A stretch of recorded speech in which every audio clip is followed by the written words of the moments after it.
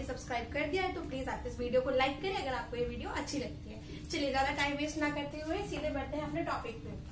ठीक है, ये सब जीडीपी, जीएनपी, एनडीपी, एनएनपी आपने सुना ही होगा, आपको काफी हद तक कुछ आइडिया होगा ही। इसे हम कहते हैं नेशनल इनकम। नेशनल इनकम को मेजर करने में ये सारे यूज होते हैं।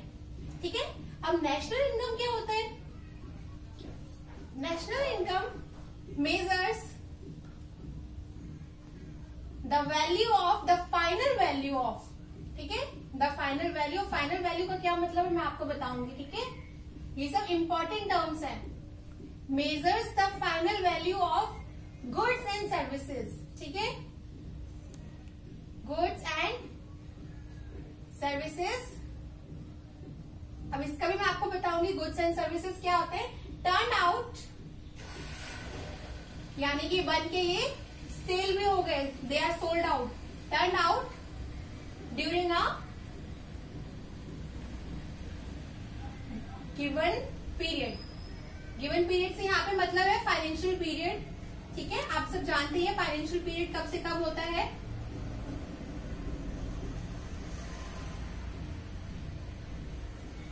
ये होता है 1 अप्रैल से स्टार्ट होता है टू 31 मार्च।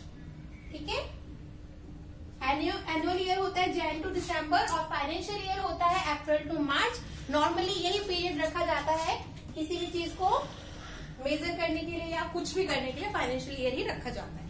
ठीक है, तो आप समझे नेशनल इनकम क्या होता है। ठीक है, measures the final value of goods and services turn out during a given period, that is financial period. अब नेशनल इनकम के कई मेजर्स हैं। ठीक है, हम कौन से मेजर्स को यूज करके नेशनल इनकम अपनी कैलकुलेट करते हैं। ठीक है, तो इसके लिए यूज किया जाता है 4 measures, GDP, GNP, NDP and NNP. Okay, चलिए तो शुरुआत करते हैं हम हमारे जीडीपी से। जीडीपी की फुल फॉर्म क्या है? Gross domestic product. अगर आपको ये समझ में आ गया है तो मैं इसको रब कर देती हूँ।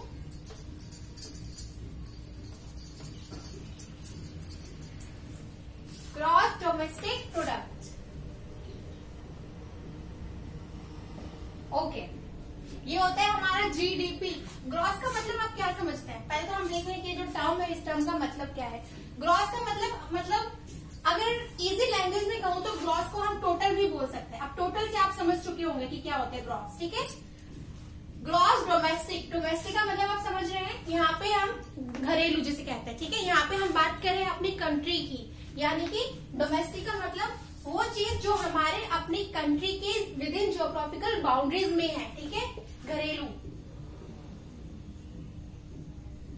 With in geographical boundaries. ठीक है, and product. Product means goods and services. ठीक है, तो ग्रॉस डोमेस्टिक प्रोडक्ट क्या होता है, अब हम बात करेंगे इसकी डेफिनेशन की। हिंदी में कहते हैं इसे सकल घरेलू उत्पाद। ठीक है, मैं बता देती हूँ, यहाँ पे लिख देती हूँ, सकल घरेलू उत्पाद, ताकि जिनका हिंदी मीडियम है वो भी इस चीज को आराम से समझ सकते। ठीक है, चलिए अब बात करते हैं इसकी डेफिनेशन की। जीडीपी, इसका डेफिनेशन ही सब कुछ एक लाइन की डेफिनेशन है। एक लाइन की डेफिनेशन में आप बिल्कुल समझ जाएंगे कि जीडीपी क्या होती है। अगर आपको जीडीपी समझ में आ गई ना, फिर तो एक एक करके आपको बाकी तीनों टर्म्स भी समझ में आराम से आ जाएगी। ठीक है, ग्रॉस डोमेस्टिक प्रोडक्ट क्या होता है? GDP measures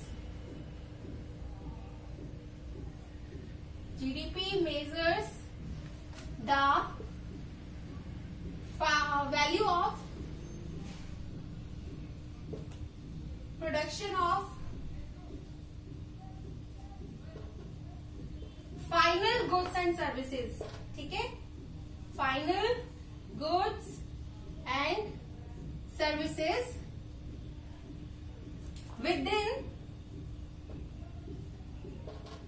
a geographical boundaries in a given period. ठीक है, यहां लिख देते, in a given पीरियड। इतनी सी डेफिनेशन है, ठीक है। अब इससे आप समझ जाएंगे कि जीडीपी क्या होती है। बस आपको क्या ध्यान रखना है, GDP measures the value of final goods and services, ठीक है। सबसे पहले फाइनल गुड्स एंड सर्विसेज क्या होती है, हम इसके बारे में जानेंगे। फिर हम जानेंगे कि यहाँ पे जो जियोग्राफिकल बाउंड्रीज लिखी है इसका मतलब क्या होता है, और फिर हम जानेंगे कि ये जो पीरियड है, गिवन पीरियड, ये क्या होता है। बस इतना अगर आप समझ गए तो आप जीडीपी समझ गए, ठीक है। चलिए एक बार आप देख लीजिए आराम से, उसके बाद मैं आगे बढ़ती हूँ। चलिए डेफिनेशन हो गई है, अब हम आगे बढ़ते हैं।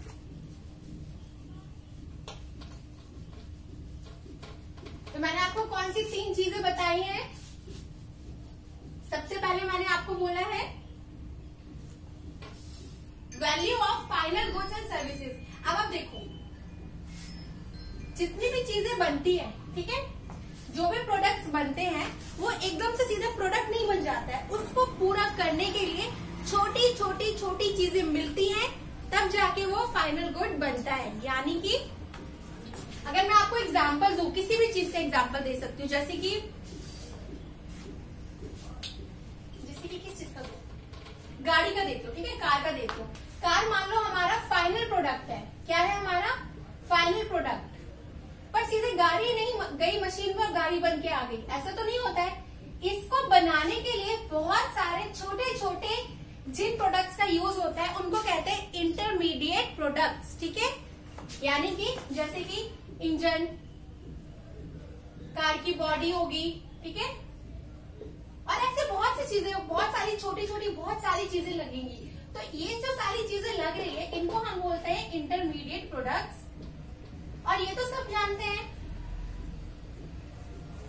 कि इनकी जो वैल्यू होती है, यानी कि इसके जो खर्चे होते हैं, जो कॉस्ट होती है, वो सब इंक्लूड होती है हमारे फाइनल प्रोडक्ट में।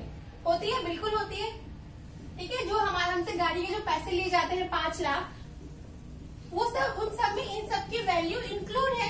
इसलिए जब हम अपनी इकोनॉमी की ग्रोथ को मेजर करने के लिए इस तरह के टर्म्स यूज करते हैं, तो हम हर छोटे छोटे प्रोडक्ट्स, इंटरमीडिएट प्रोडक्ट्स जो कंज्यूम हो जाते हैं किसी दूसरे फाइनल प्रोडक्ट को बनाने के लिए, उनकी वैल्यू कैलकुलेट ना करके सीधे हम अपने फाइनल गुड्स की वैल्यू को कैलकुलेट करते हैं, ठीक है। अंडरस्टूड। इंटरमीडिएट प्रोडक्ट क्या होता है और फाइनल प्रोडक्ट क्या होता है। और हम फाइनल प्रोडक्ट क्यों लेते हैं, क्योंकि उसमें ऑलरेडी इनकी जो वैल्यू होती है, जो इनकी कॉस्ट होती है, वो इंक्लूड होती है। तो हम इन छोटे छोटे के बजाय एक ही बार सीधे हमारे फाइनल प्रोडक्ट को लेते हैं, फाइनल गुड्स को लेते हैं, ठीक है।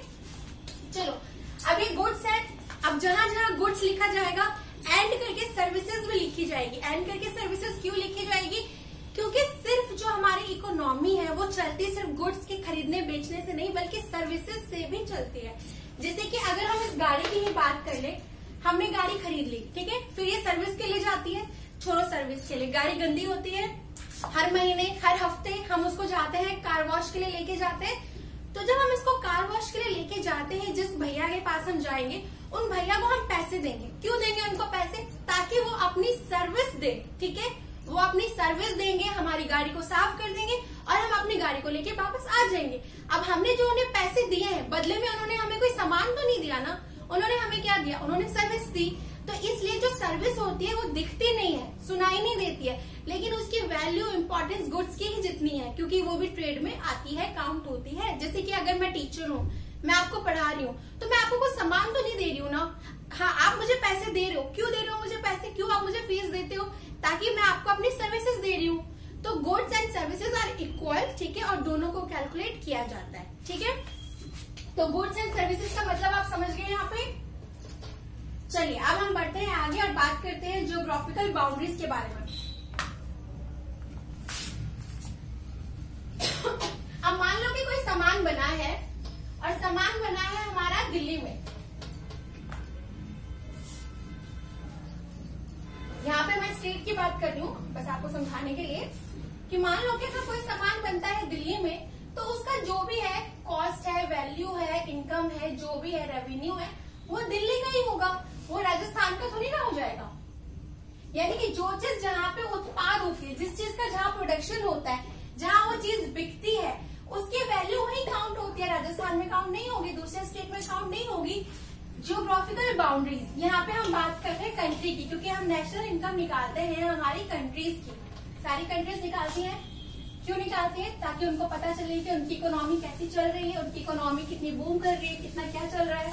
ठीक है, चलिए, तो जियोग्राफिकल एरिया से मतलब है कि अगर ये हमारा देश है, हमारा इंडिया है, तो इंडिया की बाउंड्रीज के अंदर, ठीक है, इसके अंदर जितनी भी प्रोडक्शन हो रही है, इससे कोई फर्क नहीं पड़ता कि प्रोडक्शन करने वाला कहाँ से बिलोंग करता है। मान लो अब एक यहाँ पे कैनेडियन है, यहाँ पे हमारे देश में एक कैनेडियन रहता है, उन्होंने चलो कैनेडियन छोड़ो, एक कंपनी है, कैनेडियन एक कंपनी है, एक विदेशी कंपनी है, फॉरेन कंपनी है, ठीक है, वो इंडिया में आई है और यहाँ पे प्रोडक्शन कर रही है, कर हमारी बाउंड्रीज के अंदर रही है, तो इससे जितनी भी मतलब रेवेन्यू जनरेट कर रही है ये कंपनी, हाँ ये टैक्स देगी, हमारी गवर्नमेंट को टैक्स तो देगी, ये जितने भी रेवेन्यू कमा रही है, इसकी जो भी इनकम है, सिंपल भाषा में बोलते हैं कि इसकी जो भी इनकम है उसे हम अपनी ही इनकम मान के कैलकुलेट करते हैं, किसमें?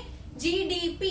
ठीक है, जीडीपी देखता है, जीडीपी कहता है कि एक ज्योग्राफिकल एरिया में जितनी प्रोडक्शन हुई है, जितनी इनकम हुई है, हम वो कैलकुलेट करके अपने देश का नेशनल इनकम निकालेंगे। ठीक है, वो कहता है हमें फर्क नहीं पड़ता कि उत्पादन करने वाला कौन है, ठीक है, बस हमारे बाउंड्रीज में होना चाहिए। अब जैसे मान लो कि ये यूएसए है, यहाँ पे कई सारे इंडियंस हैं, यहाँ पे इंडियंस की इनकम है, तो उनकी इनकम हम अपनी इनकम में यानी अपनी जीडीपी में कैलकुलेट नहीं करेंगे। क्यों?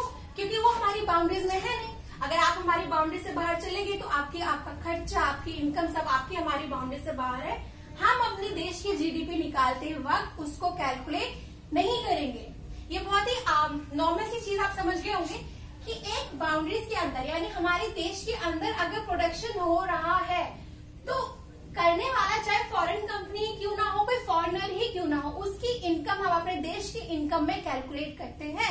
हम विदेशियों की इनकम को भी अपनी इनकम मान के कैलकुलेट करते हैं जीडीपी में। और इंडियंस अगर बाहर रह रहे हैं तो उनकी इनकम हम अपने देश की इनकम में कैलकुलेट नहीं करेंगे। क्यों? क्योंकि डेफिनेशन में ये क्लियर कर दिया गया है, जियोग्राफिकल बाउंड्रीज यानी कि होने वाली कमाई इस जियोग्राफिकल बाउंड्रीज के अंदर ही होनी चाहिए। समझ में आया आपको? और हाँ, तीसरी बात जो मैं आपको बताना जा रही थी वो था गिवन पीरियड। तो गिवन पीरियड तो आप समझ रहे होंगे कि गिवन पीरियड जो होता है नॉर्मली ये फाइनेंशियल ईयर ही होता है, 1 अप्रैल से 31 मार्च तक का ही होता है। यानी कि इस एक साल के दौरान में कितनी प्रोडक्शन हुई है, कितनी इनकम हुई है, वो कैलकुलेट कर लेंगे हम और निकाल देंगे अपने देश का जीडीपी। अब जो बाकी के जो टर्म्स है उनमें से सबसे ज्यादा इम्पोर्टेंट जीडीपी टर्म क्यों है? इसलिए है क्योंकि ये एक इंटरनेशनल बेस पे इसको यूज किया जाता है to compare the economies of countries. ठीक है, यानी कि जब कोई इंटरनेशनल बॉडीज बैठेगी और देखेगी कि जो कंट्रीज है वो कैसा ग्रो कर रही है, इसके लिए वो निकालेगी सारी कंट्रीज का जीडीपी निकालेगी। बाकी कोई 3 टर्म्स में से क्वेश्चन निकालेगी, वो जीडीपी को लेगी, जीडीपी के बेस पे देखेगी कि किस देश की इकोनॉमी कितने अच्छे से ग्रो कर रही है और नहीं कर रही है। तो जीडीपी जो है वो इंटरनेशनल लेवल पे यूज किया जाता है टू कंपेयर द कंट्रीज। समझ गए आप? और इंटरनेशनल बॉडीज के अलावा खुद का जो हमारा देश है या कोई भी जो देश है वो जीडीपी इसलिए निकालता है क्योंकि उसको भी ये जानने का हक है कि जो उसकी जो देश की इकोनॉमी है वो वाकई में कितना ग्रो कर रही है या नहीं। जैसे कि ये जो फॉरेनर कंपनी है, ठीक है, मान लो ये एक ऑर्गेनिक फार्मिंग की ही कंपनी है, ठीक है, ये कंपनी प्रॉफिट कमा रही है तो तभी कमा रही होगी ना जब हमारी इकोनॉमी में इसको फायदा हो रहा होगा। इसका मतलब हमारी इकोनॉमी प्रॉफिटेबल है, तभी विदेश से कंपनियां आके यहाँ पे बस रही है, तभी यहाँ से कमाइयां हो रही है। ठीक है, तो एक देश को भी ये जानना होता है जीडीपी के थ्रू कि हमारी इकोनॉमी वाकई कितनी अच्छी है, क्योंकि देखा जाए कि अगर ये जीडीपी आपका बढ़ रहा है इसका मतलब आपकी इकोनॉमी अच्छी है, तभी ये ग्रो करता है ना। समझ गए आप? Understood GDP? आगे बढ़े। अब जीडीपी के बाद हम आएंगे जीएनपी। जीएनपी क्या होता है? अगर आपको जीडीपी में कुछ भी डाउट रह गया है तो प्लीज मुझे कमेंट डाउन करके आप बताइएगा, क्योंकि हो सकता है कि बहुत सी चीजें मैं आपको ना बताई हूँ ताकि वीडियो लंबी ना हो जाए। अगर आपको कहीं डाउट है तो प्लीज, आपका पूरा राइट है मुझे पूछने का, क्वेश्चन करने का, तो प्लीज आप मुझे बताइएगा। चलिए, जीडीपी के बाद हम करेंगे बात जीएनपी की करते हैं। एक जैसे है, जल्दी से समझ में आ जाएगा आपको। जीएनपी, ठीक है, gross national product, gross national product, ठीक है। अब आप देखो, यहाँ पे था डोमेस्टिक, यहाँ पे है नेशनल, इतना ही फर्क आप देख रहे होंगे, बाकी है तो ग्रॉस ही, टोटल है, ठीक है। अब ग्रॉस क्या होता है, नेट क्या होता है, दोनों में क्या फर्क होता है वो भी मैं आपको बताऊंगी, बस एक डेप्रिसिएशन वर्ड का ही फर्क है, ठीक है, ठीक है। अब आप देखो कि डोमेस्टिक और नेशनल, बस ये टर्म चेंज होगी, डोमेस्टिक की जगह नेशनल हो गया। क्यों? मैंने आपको बताया था, डोमेस्टिक मतलब घरेलू उत्पाद, ठीक है, हमारे अपने देश में कितनी प्रोडक्शन हो रही है, वो हो गया आपका जीडीपी। लेकिन मैंने आपको बताया कि एकदम एक्यूरेट नहीं है, क्योंकि इसमें बाकी जो विदेशी कंपनियां होती है, बाकी जितने विदेशी होते हैं, सबकी इनकम इंक्लूड है। बस इतनी कंडीशन है कि हमारे देश के अंदर हो रही है। ये हमें इसलिए चाहिए होता है कि हमने देखे हमारी इकोनॉमी कितनी अच्छी है। लेकिन जब मैंने आपको ये भी बताया था कि यूएसए में अगर कोई बंदा है, हमारे देश का कोई इंडियन है, वो जो इनकम है उसकी, वो हम अपने जीडीपी में कैलकुलेट नहीं करेंगे। लेकिन हमें ये भी तो जानना है कि हमारी जीएनपी क्या है, हाँ, एक्चुअल हमारी नेशनल इनकम क्या है, हमारी राष्ट्रीय, नेशनल का मतलब राष्ट्रीय, ये तो चलो ठीक है, हमारी इकोनॉमी कितनी अच्छी जानने के लिए हमें जीडीपी निकाल दिया। लेकिन वाकई हमारी नेशनल इनकम क्या है, हमारे राष्ट्र की इनकम क्या है, ये भी हमें जानना है। तो अगर आपको ये जानना है तो आप निकालोगे जीएनपी। और कैसे निकालोगे? आपने जीडीपी अपनी निकाल ली। अब जीडीपी में क्या क्या है इंक्लूड और क्या क्या इंक्लूड नहीं है। सबसे पहले तो आप जितने भी यहाँ पे जो बाहर के जो लोग हमारे देश से पैसा लेके जा रहे हैं, उनके आप इनकम को हटा दो, क्योंकि वो हमारी, माना कि विदेशी कंपनी आ रही है, अच्छा प्रॉफिट कमा रही है, टैक्स हमारे गवर्नमेंट को दे रही है, हमारे गवर्नमेंट को फायदा है, लेकिन प्रॉफिट तो लेके वो अपने देश में जा रही है ना, हमारे देश को तो नहीं दे रही है वो।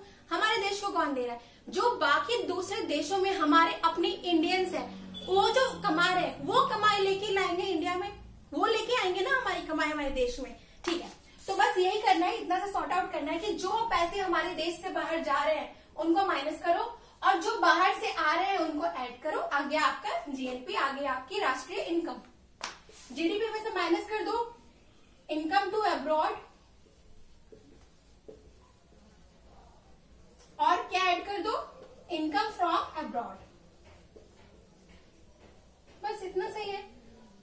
आई होप आपको समझ में आ गया हो, ठीक है। एक बार आपने जीडीपी निकाल ली, अपने देश की विदिन बाउंड्री निकाल ली इनकम, उसमें से जो पैसे विदेशी जा रहे हैं बाहर लेके, मतलब दूसरे देश में जा रहे हैं, उसको माइनस करो, और दूसरे देश से हमारे इंडियंस जो कमा के ला रहे हैं उसको ऐड करो। आ गया आपका जीएनपी, आ गई आपकी राष्ट्रीय इनकम। इतने सा मैथ यूज करके आप निकाल लोगे कि आपका राष्ट्रीय इनकम क्या है।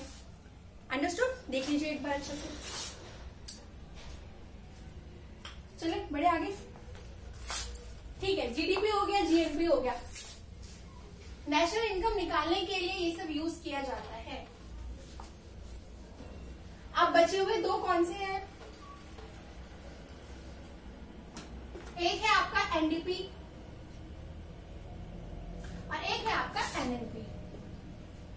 जो नेशनल इनकम कहा जाता है ना फ्रेंड्स, वो इसको कहते हैं। अगर आपसे कहा जाए नेशनल इनकम, तो वो आपसे पूछ रहे हैं एनएनपी, ठीक है। ये एक्चुअल एकदम नेट आपको ये बताएगा, ये आपकी एकदम राष्ट्रीय इनकम ये है, एनएनपी है, ठीक है। चलिए बात करते हैं एनडीपी की। अब आप देख रहे हो कि जीडीपी और एनडीपी में सिर्फ जी और एन का फर्क है, यानी ग्रॉस और नेट का फर्क है। अब ग्रॉस और नेट में क्या फर्क होता है? And same this side also, GNP NNP में सिर्फ ग्रॉस और नेट का फर्क है। ग्रॉस और नेट, ग्रॉस का मैंने आपको मतलब बताया था टोटल, और नेट का मतलब एक्यूरेट बोल लो या रियल भी बोल लो, मतलब जो एक्चुअल है। अब हम ग्रॉस से नेट पे जाएंगे कैसे? अब देखो, कोई भी कंपनी है वो बहुत सारे प्रोडक्ट्स बनाती है, इंसान है, मशीन है, हो सकता है कि उसमें कुछ डिफेक्ट हो जाए, चलो मान लो कि अगर एक कंपनी ने 10 प्रोडक्ट, एक कंपनी ने 10 गाड़ी बनाई, ठीक है, 10 गाड़ी नहीं बनाई, मैंने खुद ही बोला था गाड़ी नहीं बन के आती, बहुत छोटे छोटे प्रोडक्ट्स मिलके बड़े प्रोडक्ट्स आते हैं। मान लो कोई भी एक प्रोडक्ट बना है, 10 प्रोडक्ट बनाया है, बिल्कुल संभावना है कि उसमें से 2 गलत डिफेक्ट हो गए होंगे, 2-3 खराब हो गए होंगे, पूरे 10 के 10 एकदम बिकने वाले प्रोडक्ट्स बनके तो नहीं आए होंगे, कुछ उसमें से डिफेक्ट भी हुआ होगा। तो जब हम बात करते हैं ग्रॉस की ना, तो हम ग्रॉस में ले लेते हैं टोटल, यानी कि टोटल प्रोड्यूस कितना हुआ। हाँ, टोटल प्रोड्यूस कितना हुआ। हम ये नहीं देखते कि टोटल सोल्ड कितना हुआ, वाकई में बिका कितना। हम यहाँ पे देखते हैं जैसे प्रोडक्शन देखता है, लेकिन ऐसा नहीं है, हमें तो रियल जाना है, एक्यूरेट लेनी है कोई भी चीजें। तो जो चीजें खराब है, ठीक है, जो चीज नहीं बिक पाई थी, जो भी कारण हो, ठीक है, या फिर ऐसा भी होता है कि वाकई जो चीजें होती है वो खरीदी नहीं जाती। जैसे मान लो कि मैं पिछले साल कुछ लेके आई थी मान लो मैं इन्वर्टर ही लेके आई थी पिछले साल, अभी उसकी गारंटी है 5 साल की, ठीक है, वो खराब हो गया, मैं गई, मैंने जाके उसको रिप्लेस कराया, उसको देके दूसरा इन्वर्टर ले लिया, तो वो तो दिख रहा है सोल्ड में, लेकिन वो वाकई तो सोल्ड नहीं है ना, उसको रिप्लेस किया गया है ना। यानी कि ये सारी चीजें देखनी पड़ती है कि एक्चुअल में क्या हुआ, एक्चुअल में इनकम हुई है या नहीं हुई है। तो जब हम इसको ग्रॉस को नेट पे जाते हैं, तो हम सिंपल से क्या करते हैं, वियर एंड टियर यूज कर देते हैं प्रोडक्ट्स पे, यानी जो प्रोडक्ट्स का नुकसान हुआ है उसको हटाओ, एक्सचेंज हुआ है हटाओ उसको, या उसकी वैल्यू अब कम हो गई है, वैल्यू वो रही नहीं, मतलब जिस भी कारण से जो एक्चुअल है, रियल है, उस पर जाने के लिए हम टोटल में से माइनस कर देते हैं डेप्रिसिएशन, यानी कि वियर एंड टियर। प्रोडक्ट्स पे किसी भी कारण प्रोडक्ट्स की वैल्यू का कम होना, ठीक है, डेप्रिसिएशन जब हमने माइनस कर दी, तो जो हमारे पास निकल के आएगा वो निकल के आएगी उस प्रोडक्ट की नेट वैल्यू, और टोटल में बोले तो आ जाएगा हमारे पास, अगर हमने जीडीपी में से डेप्रिसिएशन माइनस कर दिया तो आ जाएगा हमारे पास एनडीपी, नेट डोमेस्टिक प्रोडक्ट, ठीक है, यानी कि इसमें इंक्लूड है इनकम टू अब्रॉड और माइनस है इनकम फ्रॉम अब्रॉड। अब जीएनपी की बात करें, सिर्फ ग्रॉस का हमने नेट बनाया है, सिर्फ डेप्रिसिएशन हमने माइनस कर दिया है, यानी कि जो एक्चुअल में इकोनॉमी में जो फ्लो हो रहा है, जो गुड्स एंड सर्विसेज, सिर्फ उसकी वैल्यू लेनी है हमें, बाकी खराब वगैरह की नहीं लेनी है हमें, बस इसमें से डेप्रिसिएशन माइनस करो, आ गया एनएनपी आपका। और एनएनपी एक्चुअल में नेशनल इनकम क्यों है, क्योंकि विदेशी इनकम विदेश के पास है, हमने उसको हटा दी, हमारी अपनी इंडियंस की इनकम हमने अपनी कंट्री की इनकम में ऐड की है, बताया। अब तो जो actual goods and services flow हुए हैं ना इकोनॉमी में, सिर्फ वही है, इसमें से हमने डेप्रिसिएशन भी माइनस कर दिया, तो ये एकदम रियल टर्म है नेशनल इनकम, ठीक है। मैंने बताया था कि इंटरनेशनल बॉडीज जीडीपी को यूज करेगी हमेशा, वो एनएनपी को यूज नहीं करेगी, नेशनल इनकम को यूज नहीं करेगी, लेकिन हमारा अपना देश, कोई भी कंट्री एनएनपी तो जरूर निकालेगा। क्यों निकालेगा, क्योंकि जो पर कैपिटा इनकम होता है ना, निकाला जाता है ये देखने के लिए, सुनिए ना, पर कैपिटा इनकम पर हेड, वो निकल के आता है on the basis of NNP, national income के बेस पे निकलता है पर कैपिटा इनकम। और हमारे एक्चुअल देश की इनकम क्या है, एक्चुअल मैं बोल रही हूँ, नेट एक्चुअल, वो भी निकल के आता है एनएनपी से। इसलिए कोई भी देश, कोई भी कंट्री यूज करेगा एनएनपी को अपने देश का ग्रोथ देखने के लिए। तो आई होप गाइस, अगर आपको ये जो नेशनल इनकम के जो 4 मेजर्स हैं, जीडीपी, जीएनपी, एनएनपी, एनडीपी, आपको अगर समझ में आए हो तो प्लीज आप मेरे वीडियो को लाइक करें, शेयर करें, सब्सक्राइब करें, और अगर कुछ भी डाउट है ना तो प्लीज कमेंट डाउन करके बताइए। Okay, thank you.